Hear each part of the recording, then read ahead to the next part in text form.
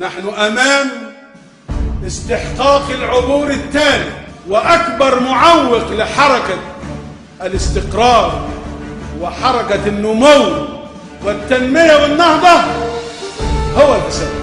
رشوة لا، محسوبية لا، فساد بظلم للناس لا، تضييع أوقات على الناس لا، تضييع فرص على الوطن لا.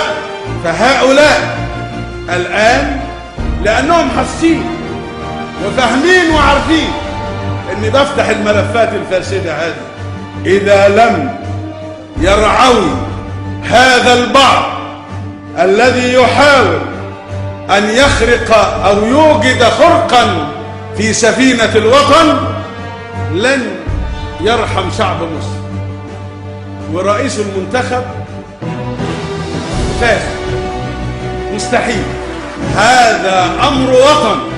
الثورة لها إرادة، ثورة المصريين لها إرادة. الإرادة الثورية باقية ومستمرة. أدعو أبناء مصر جميعا من خلالكم إلى الإنتاج والعمل والجدية، علشان نمتلك 3 حاجات: ننتج غذائنا، ننتج دواءنا، ننتج سلاحنا. وأعدوا لهم ما استطعتم من قوة ومن رباط الخيل ترهبون به عدو الله وعدوكم وآخرين من دونهم لا تعلمونهم الله يعلمهم.